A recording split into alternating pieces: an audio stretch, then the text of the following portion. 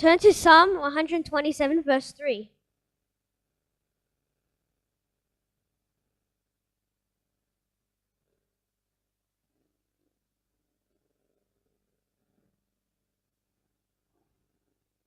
The title of this sermon is The Fruit of the Womb is His Reward.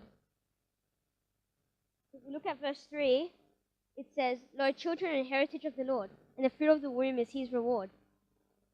Now go to verse 1. It says, Except the Lord build the house, they labor in vain that build it. Except the Lord keep the city, the watchman waketh but in vain. So it is vain to build your house or your family without God. Many people don't have God as the center of the family.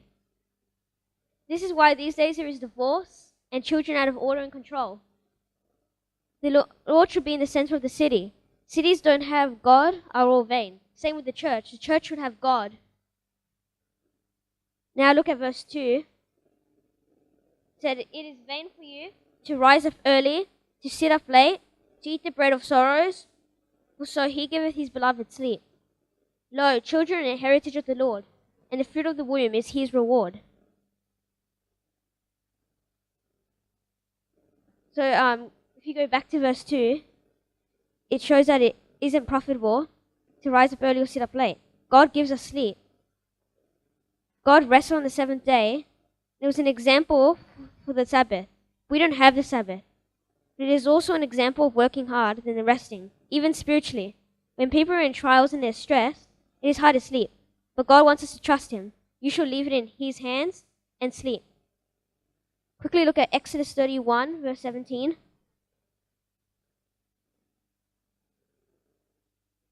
It says, It is a sign between me and the children of Israel forever. For in 6 days the Lord made heaven and earth, and on the seventh day He rested and was refreshed.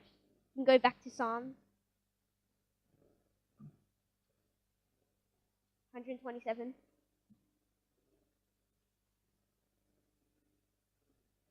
Now if you look at verse 3 again, it shows that children are heritage to the Lord. The Lord owns them. It also says that fruit of the womb is His reward. So the Lord is rewarding you when He gives you children. You should have as many children as God gives you. He understands if you can't have children.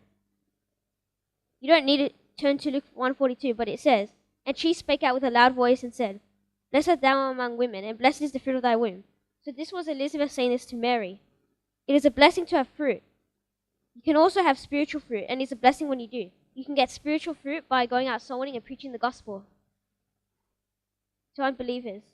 Some people have more fruit than others, but God will reward you even if you are sowing the seed. And physically, people don't want children, but it is a heritage to the Lord. Now look at verse 4. It says, As arrows are in the hand of a mighty man, so are children of the youth. So children are like arrows in a mighty man's hand. A mighty man is like a man of war. He needs to train to use his arrows, and you need to train your children too. Your children are valuable. Again, even spiritually, when you get people saved, they are your fruit. Your fruit are like arrows in the hand of a mighty man. And it's better to get somebody saved than have a child.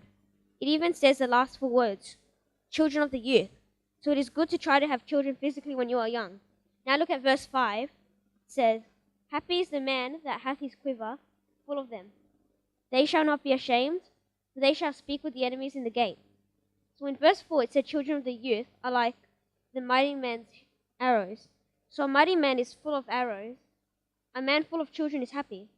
But what if you aren't happy to have lots of children? You should be happy, and if you aren't, you should pray for joy.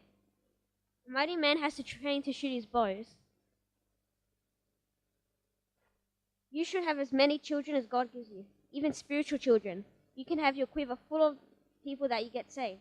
Some people get more people saved than others, but as long as you're doing the work, God is happy.